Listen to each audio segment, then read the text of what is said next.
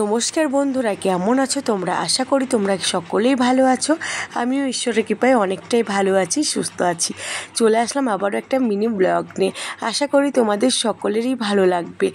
আমাদের পাশের গ্রামে প্রত্যেক বছরই এই বৈশাখ মাসের 13 তারিখ, 14 তারিখ, 15 তারিখ, 16 তারিখে অনুষ্ঠান হয়।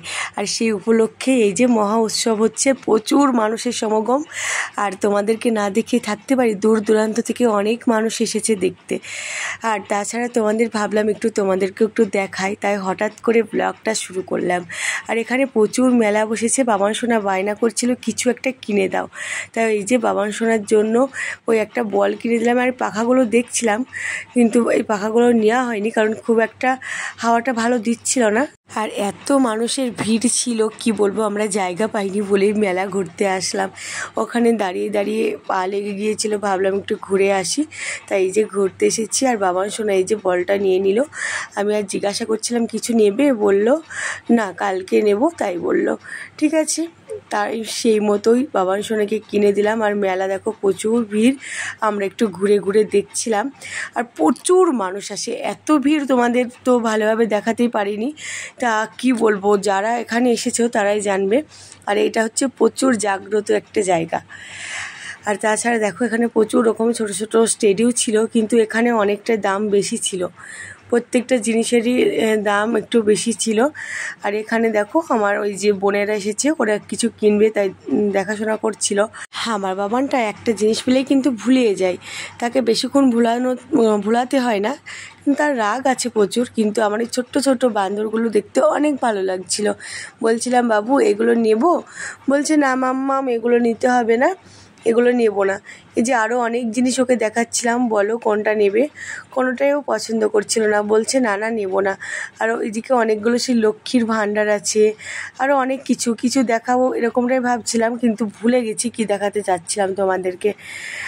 আর আমাদের প্রত্যেক বছরই তো এই সময় মেলা হয়, আর প্রচণ্ড ঝড় বৃষ্টির খুব ভয়ও থাকে। ভেবেছিলাম এর আগের বছর তো তোমাদেরকে দেখিয়েছিলাম, প্রচুর মানে বৃষ্টি ঝড় এরকম প্রচুর কিছু হয়েছিল। আর এবারও ভেবেছিলাম কোনো মেলা বসবেই না, ওই কারণে হয়তো ঝড় বৃষ্টি হতে পারে। কিন্তু এবার প্রচুর মেলা বসেছে, প্রচুর, এত মেলা কোনোবারই বসে না।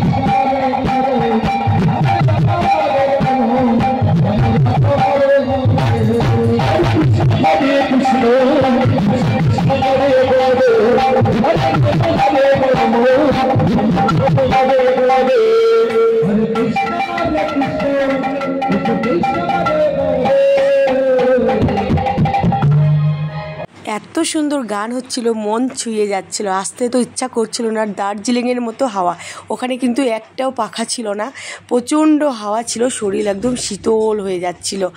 আর এখানে এই যে আমরা মৎস্য খেতে বসে গিয়েছি, প্রত্যেক দিনকেই মৎস্য বিতরণ করা হয়। যত মানুষ আসে দূর দূরান্ত থেকে, প্রত্যেকটা মানুষই ফিরে না, সবাই খাওয়া দাওয়া করে বাড়ি ফিরে। আর এখানে সারা দিন রাত খাওয়ানো চলে। আমি বাবান সোনা খেতে বসেছিলাম, আর খাওয়া দাওয়া শেষ করে এই যে এখন একটু মানুষজন দেখো সবাই খাচ্ছে, সেইগুলো একটু তোমাদের দেখিয়ে দিলাম। প্রচুর মানুষজন খাওয়া দাওয়া করছিল। আর এখান থেকে আইসক্রিম নিয়ে নিচ্ছি আর খেতে খেতে এখন বাড়ি চলে যাব। আর এখন রাত 12টার মতো বেজে গেছে, আর মানে থাকার মতো ইচ্ছা নেই আর সময়ও নেই, কারণ হচ্ছে সকালবেলায় উঠে আবার বাবার সোনার স্কুল আছে, ভোরবেলায় উঠতে হবে 4টের সময়, তারপরেই স্কুলে নিয়ে যেতে হবে।